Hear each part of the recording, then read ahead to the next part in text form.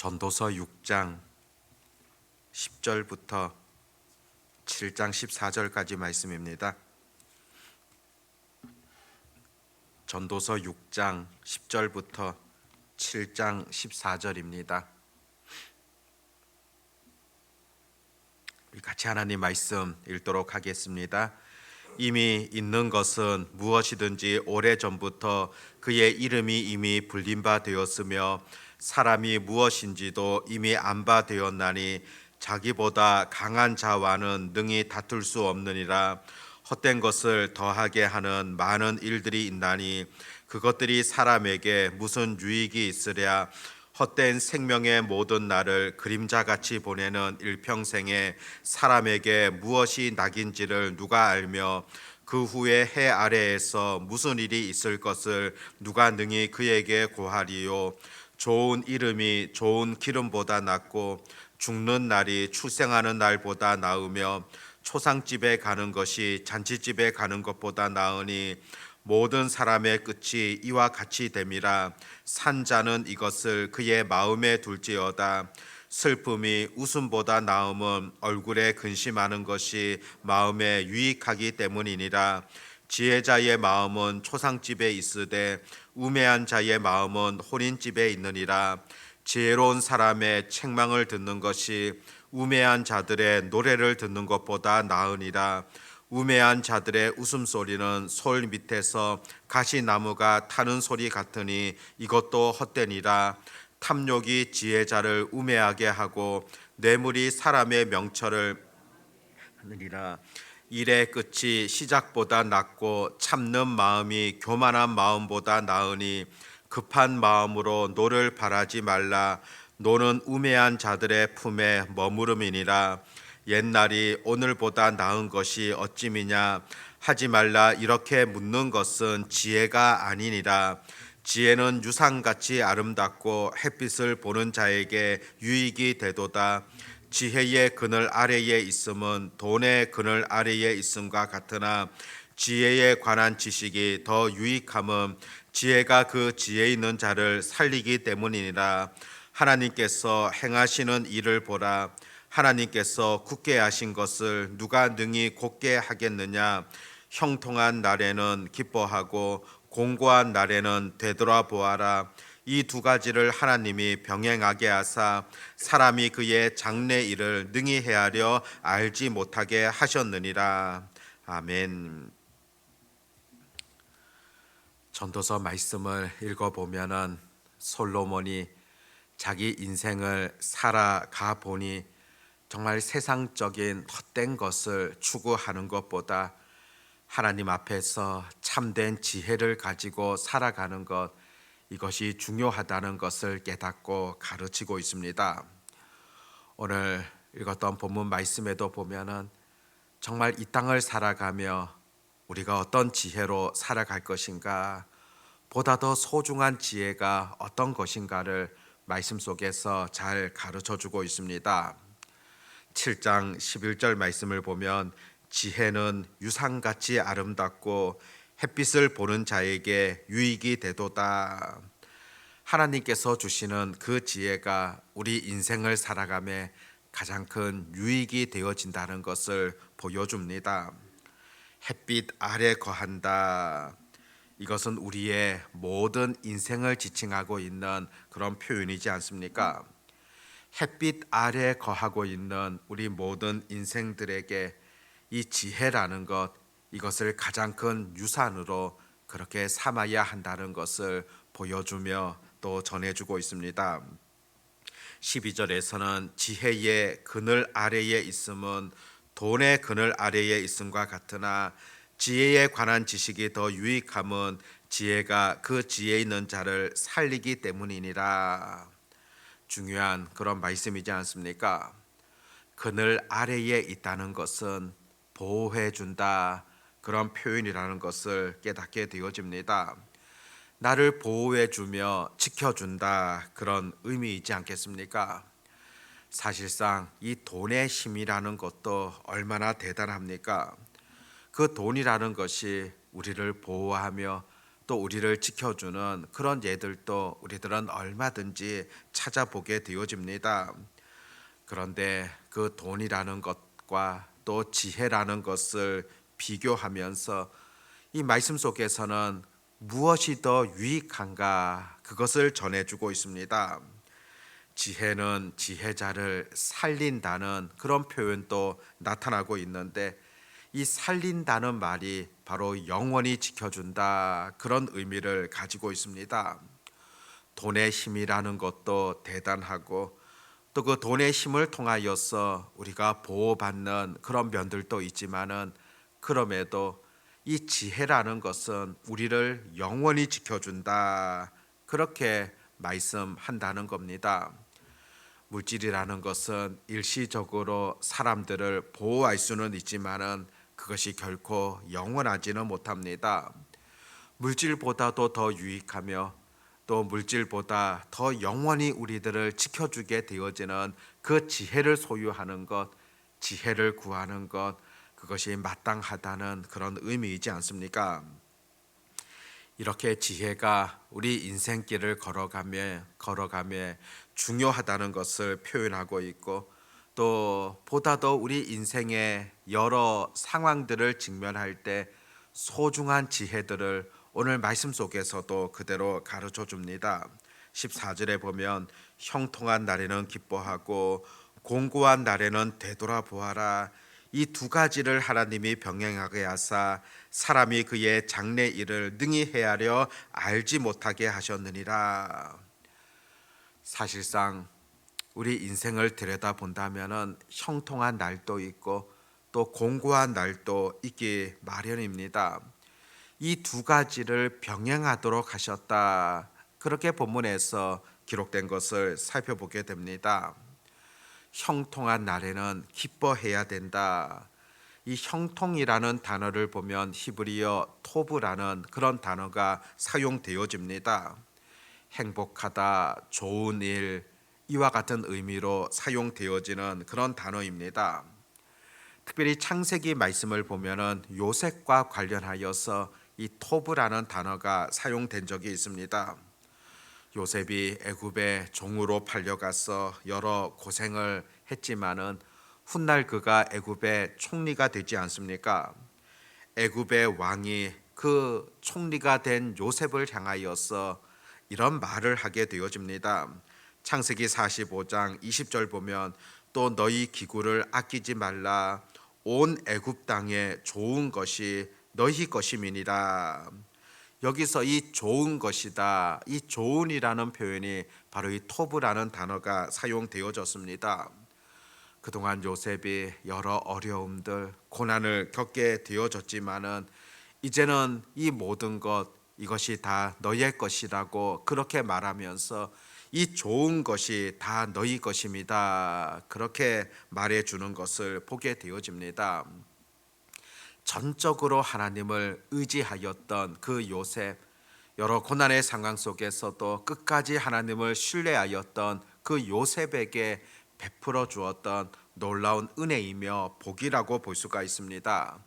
애굽 땅의 이 모든 좋은 것들, 그것이 다 너의 것이 되어졌다. 그런 왕의 고백이지 않습니까? 형통한 날에는 기뻐해야 됩니다. 물론 이 형통이라고 해서 특별한 것만을 의미하고 있지는 않습니다.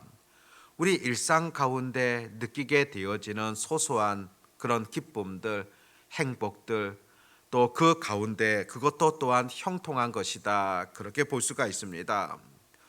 오늘 이 새벽에도 우리가 눈을 뜨게 되어지고 또 이렇게 새벽에 하나님 앞에 기도하러 나올 수 있도록 도와주시고 또 가을날의 아름다운 정취를 느끼며 볼 수 있는 것, 이것이야말로 우리 삶 속에서 누리게 되어지는 그런 형통, 기쁨이지 않습니까? 이런 일상 속에서도 우리가 기쁨이라는 것 놓치지 마셔야 된다는 것입니다. 그런데 이 형통한 날에 기뻐한다. 사실 이것은 누구든지 할 수 있는 일이며 또 얼마든지 형통하면 기뻐할 수 있는 것이지 않습니까? 그것보다 더 중요한 것은 어떤 것이겠습니까? 신앙이라는 것, 신앙적 삶이라는 것, 형통할 때 눈에 보여지는 것이 아니라 사실 그 반대, 공고할 때 어떤 자세를 갖느냐, 이것이 보다 더 중요하지 않습니까? 그래서 오늘 이 말씀에도 보면 공고한 날에 어떻게 행해야 된다, 그 가르침도 우리들에게 전해주고 있습니다. 공고하다는 것은 피곤하다, 힘들다, 괴롭다, 아프다, 그런 의미를 가지고 있습니다. 심적으로 괴로운 상태를 지나게 되어지는 것, 그때가 바로 공고할 때라 볼 수가 있습니다. 그런데 지혜를 가르치면서 오늘 말씀에서는 공고한 날에는 되돌아보아라, 그렇게 가르쳐 주고 있습니다. 되돌아보다 보라, 이 단어가 히브리어 단어를 보면 라라는 그런 단어가 사용되어지는데 깊이 생각하다, 관찰하다, 그런 뜻을 가지고 있습니다. 현실을 있는 그대로 받아들이면서 깊이 한번 생각해 보아야 한다, 그런 의미라고 볼 수가 있습니다. 공고한 날이 되어질수록 무엇인가 급하게 판단하면 안 됩니다. 깊이 한번 생각해 보는 것, 깊이 한번 돌아보게 되어지는 것, 이것이 공고한 날에 얻게 되어지는 그런 지혜라는 것을 오늘 우리들에게 가르쳐 주고 있다는 것입니다. 특별히 우리 그리스도인들, 공고한 날이 다가올 때 깊이 돌아볼 수 있는 그런 시간들을 꼭 가지셔야 됩니다. 먼저는 그 원인이 어떤 것인가, 그것 또한 묵상해 보아야 됩니다. 사실 우리가 공고한 날이 되어지면은 깊이 생각하기보다는 외부적인 요인으로 인하여서, 여러 다른 일들로 인하여서 내가 이와 같은 공고함에 이르렀다 판단하는 경우들이 많을 것입니다. 그렇지만은 사실 깊이 생각하다 보면은 오히려 이 공고함이라는 것, 외부적인 요인이 아니라 나를 위한 것임을, 또 나 때문에 인한 것임을 깨닫게 되어지는 그런 경우들을 우리가 만나게 되어집니다. 또 이 공고함이라는 것은 또 다른 면에서는 하나님께서 나를 연단시키는 그런 과정일 수도 있고, 또 어떤 경우에는 영적으로 나에게 주시는 하나님의 특별한 음성이며 기회일 수 있다는 것입니다. 그런 마음으로 내가 영적인 상태가 어떠하며 또 하나님과의 관계가 어떠한가, 그것들을 깊이 한번 생각해 볼 수 있는, 그것이 바로 공고한 날에 얻을 수 있는 그런 지혜라는 것을 여전히 우리에게 가르쳐 주고 있다는 것입니다. 공고한 날이 이르렀을 때 우리들은 절대 절망해서는 안 됩니다. 오늘 14절에서도 보았듯이 형통한 날과 공고한 날을 병행하도록 하셨다, 그렇게 말씀하지 않습니까? 또 장래 일을 능히 헤아려 알지 못한다, 그렇게 기록하고 있습니다. 중요한 것은 사실 우리의 미래에 대해서는 결코 알 수 없습니다. 지금은 형통하다 할지라도 공고한 날이 올 수 있고, 또 공고한 날을 지난다 할지라도 형통한 날이 얼마든지 올 수 있다는 사실들을 우리들은 바라보아야 한다는 것입니다. 하나님 앞에서 우리 인생이 겸손하게 현실에 대해서 받아들일 수 있는 그런 지혜가 필요하고, 또 하나님의 전능하신 통치 아래에 있다는 사실들을 우리가 늘 잊지 마셔야 된다는 것입니다. 전도서 7장 말씀을 보면은 인생의 여러 상황 속에서 무엇이 더 지혜로운가, 그것을 가르쳐 줍니다. 1절에 보면 좋은 이름이 좋은 기름보다 낫고 죽는 날이 출생하는 날보다 나으며, 또 2절에서는 초상집에 가는 것이 잔치집에 가는 것보다 나으니, 3절에서는 슬픔이 웃음보다 낫다. 어떤 것이 다른 어떤 것보다 낫고 지혜롭다는 그런 말씀을 가르쳐 주고 있습니다. 그렇듯이 오늘 읽었던 여러 말씀들을 통하여서 우리 인생의 참된 지혜가 어떤 것인가를 분명하게 가르쳐 주고 있습니다. 혼란한 시대를 살아가면서 사실 인간이 가진 능력이라는 것은 참 제한적이라는 것을, 또 내가 갖고 있는 능력이라는 것이 참 부족하다는 것을 느끼게 되어지는 그런 경우들이 많이 있을 겁니다. 특별히 공고한 날이 이르렀을 때 참 내 자신을 바라보며 잘못된 결정들, 또 세상을 비난하게 되어지는 그런 경우들이 나타날 수 있을 겁니다.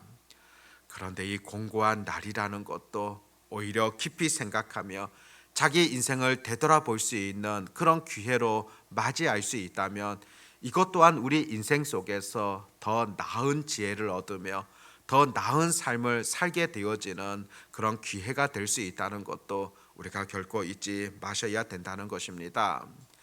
지난 날들 우리들을 이끄셨던 하나님의 손길들을 늘 기억하면서 우리의 미래 또한 하나님의 손 안에 있다는 사실들을 늘 우리가 생각하면서 공고한 날들 속에서도 오히려 깊이 생각하며 공고한 날들 속에서도 더 하나님의 지혜를 바라보며 기도로 나아가는 것, 이것이 바로 우리에게 주시는 하나님의 분명한 교훈이라는 것을 잊지 마시기를 바랍니다.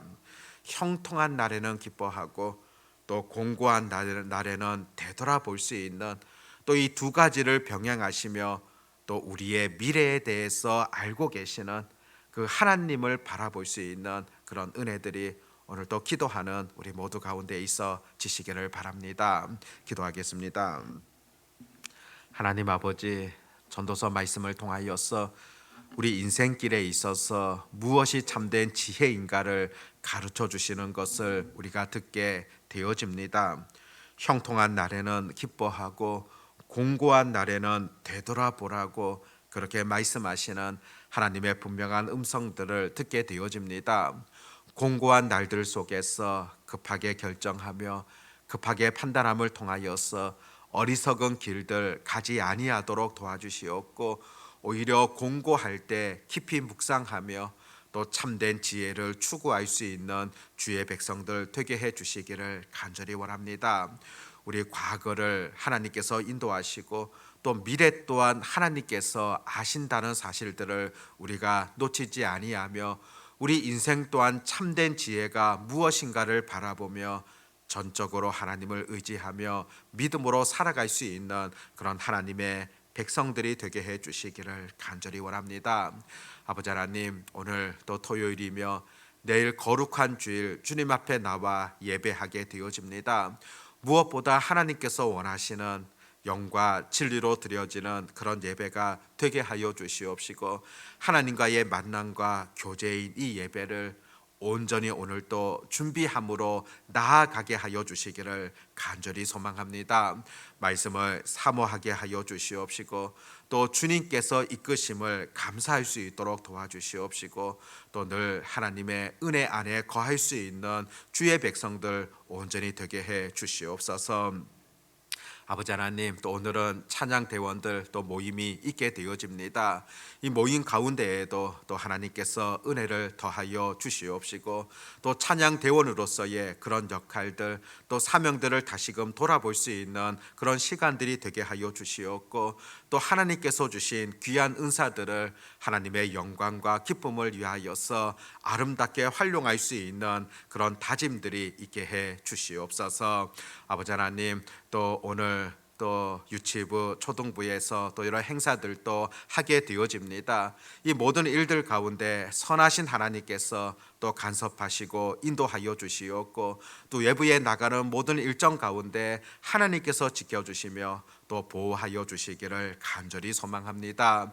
우리 다음 세대가 믿음으로 은혜 가운데 건강하게 잘 자라가도록 하나님께서 복을 더하여 주시옵시고, 또 이들을 위하여 늘 수고하는 교사들에게 또 하나님 위로하시며 세상에 줄 수 없는 참된 은혜와 평강을 더하여 주시옵시고, 또 이 모든 일들을 감당하기에 합당한 지혜와 능력과 건강을 더해 주시기를 간절히 소망합니다. 오늘도 부르짖는 자들 가운데 하나님 더 큰 능력을 더하여 주시옵시고, 또 하나님의 살아계심과 인도하심을 늘 우리가 체험하며 또 감사가 넘치는 그런 삶이 되게 해 주시옵소서.